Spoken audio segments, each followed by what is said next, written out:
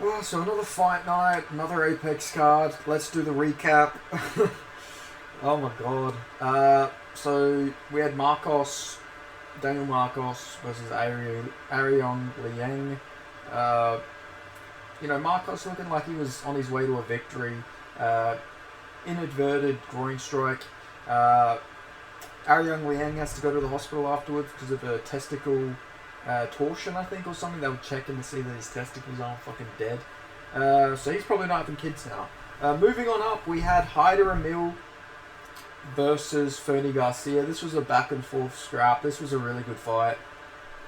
Hyder Emil could have a fucking fight with a broom and it'd be entertaining. The guy's just generally a really fun fighter. Is he going to be a champion? I don't believe so, but anything's possible. But he'll have a scrap with anyone. It doesn't matter the level of competition. You put him in there with another man, and he's going to have a back and forth scrap. So he is a very fun fighter to watch. And he does win this fight. Does get rocked at one point, but most of the fight he was absolutely destroying Fernie Garcia, and he got it done. And I would imagine that's probably Fernie Garcia out of the UFC. You do never know though. I guess maybe because he took this fight on short notice, upper weight class, they might give him another shot, but I doubt that is going to be the case. But yeah, Hyder Emil gets the TKO here. Had a few close submissions here as well, but ends up getting him out of there.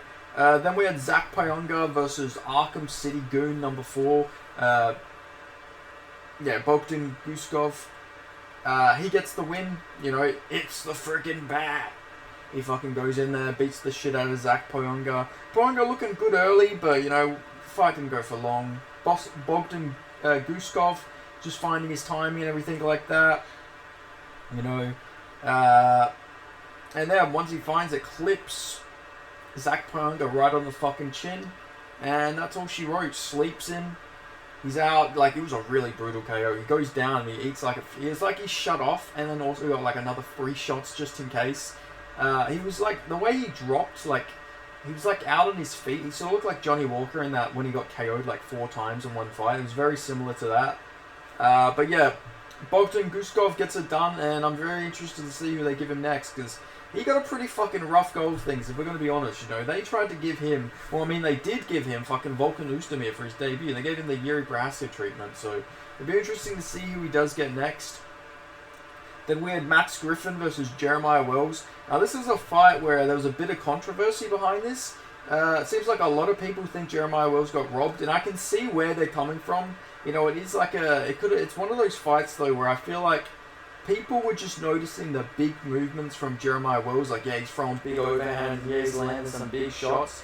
But Max Griffin was landing a lot of jabs that were, fucking rocking Jeremiah Wells. Like, every shot looked like he was like about to put him out. And every time Jeremiah Wells got hit with a shot, he did look rocked, he did look like he stumbled every time, but that's not good visual for the judges.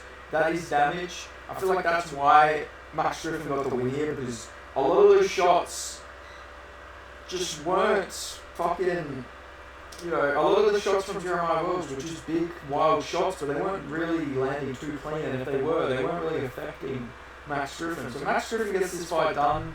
I don't think it's the big robbery people are crying about, and I picked Jeremiah Wells. There's no bias on my end here. I did think Max Griffin got it done. It was a really close fight, and when Jeremiah Wells did get takedowns, he didn't fucking do anything with them.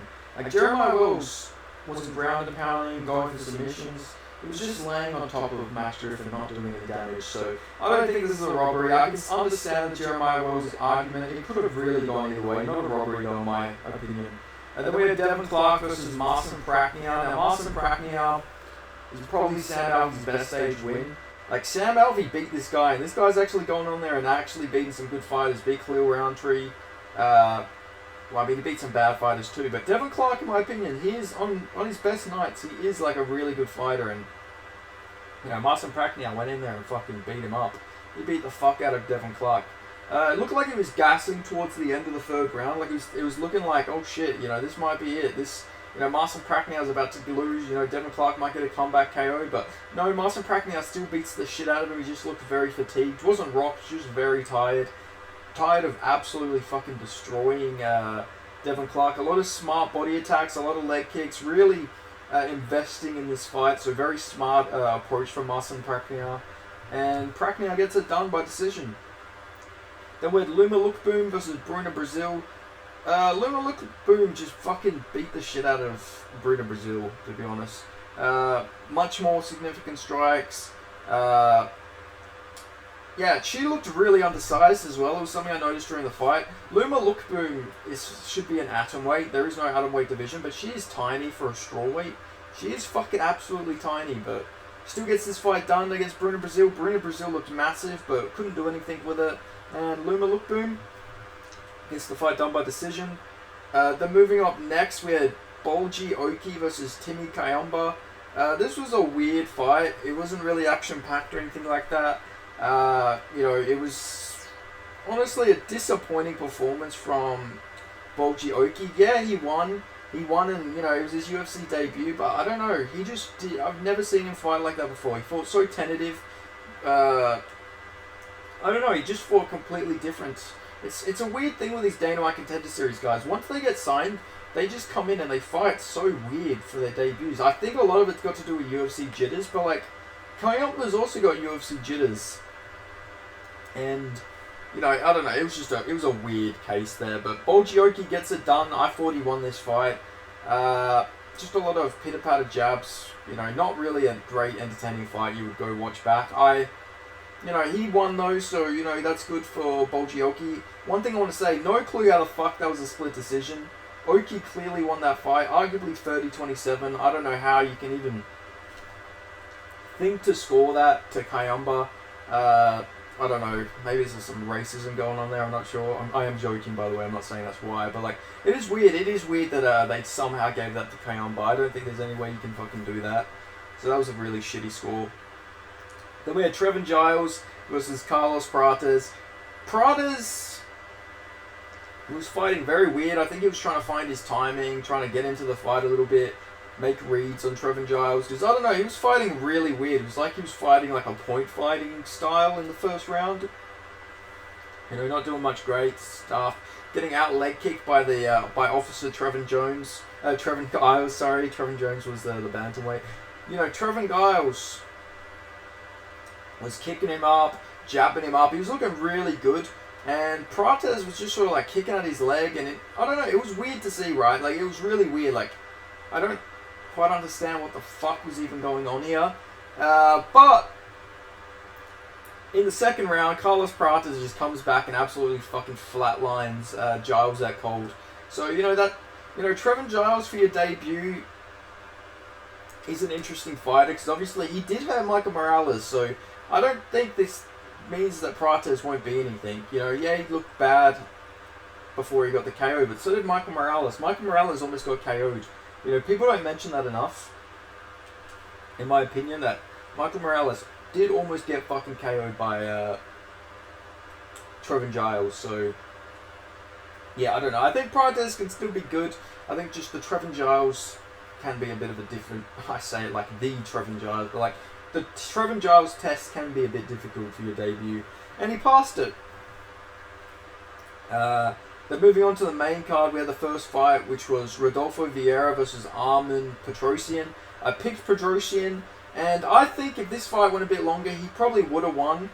But his takedown defense is really awful, which I did say. He doesn't have the best takedown defense, but I thought he would be able to chin Vieira before that, because let's not forget, Bahia did almost get chinned by Cody Brundage, so I don't know, I don't know how the fuck this sport works. Middleweight's just a weird division, but Vieira looked really good in this fight. He didn't look bad by any means. He was slamming him all over the place, and he got the submission, arm triangle with a few seconds to go. He was getting kicked up a bit by Armen Petrosyan. Petrosyan was landing a lot of leg kicks, jabbing him up a bit, kicking to the body. Fighting a very smart fight, but eventually Rodolfo Vieira gets him down, and just how good is Anthony Hernandez? I feel like that's a conversation we've got to have. A lot of Anthony Hernandez's wins age pretty well, in the grand scheme of things. Anthony Hernandez isn't a bad fighter, and I think that's a conversation we've got to start having here. So, good performance here by Rodolfo Vieira. He gets a win. It's cool for him. He's a bit of an older fighter. Both of these guys are a bit older, so, he's a specialist, so I don't know, Bahia versus Roman Dolidze, anybody? I know he probably doesn't deserve a ranked opponent, but I just want to see that fight for the jiu-jitsu. Like, I just feel like that'd be a cool fight. So I would be definitely down for that fight. Then moving on, we have Michael Johnson versus Darius Flowers.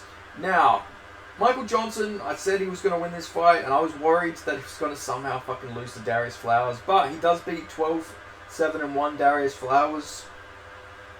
Thankfully. Just beats the shit out of him, really. A lot of good body attacks. I was liking the body work from Michael Johnson here, using some takedowns. He was fighting a very smart fight in this fight. And then in the third round, he almost got flying kneed and subbed, where I was like, you got to be fucking kidding me, Michael Johnson. There was literally 30 seconds to go, and he had a great, flawless performance. But he ends up winning 30-27, clear victory. I'm glad Michael Johnson's still winning. You know, Michael Johnson, there was a period of time where he was so close to getting cut. Because he was on like a 5-fight losing streak, and then he lost to Clay Guida, and it's like, oh shit, yep, this is him. That's it for him. Like, he lost 1, 2, 3, 4. Yeah, lost 4 fights. And everyone was probably... and he was out for a year as well, over a year after that Guida fight. So everyone was thinking he was going to get cut. But he ended up coming back, carried Alec Patrick, arguably beat Jamie Mullarkey,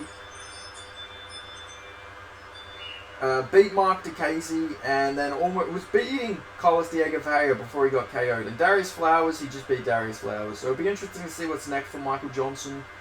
Maybe Drew Dober, you know. Drew Dober's got an agenda. He's coming off a loss. Then we had Gregory Rodriguez versus Brad Tavares. Gregory Rodriguez, you know, beat the fucking shit out of Brad Tavares. But, you know, DC earlier in the fight said, you know, the way Gregory Rodriguez is going to have to win this, his easiest path to victory is to get a sub. No, it's not. Brad Tavares has amazing takedown defense. You're not going to just take down Brad Tavares. So no, that's actually your hardest path to victory. You have to actually sort of brawl with him to beat him. You have to sort of knock him out, check his chin a little bit. But, you know, Gregory Rodriguez checks that chin, KOs Brad Tavares. You know, Brad Tavares was complaining about the stoppage, but if he would have been literally put out cold if Robocop landed another one of those shots. He was literally fucking malfunctioning to those shots. So good stoppage in this fight, and Gregory Rodriguez gets the win.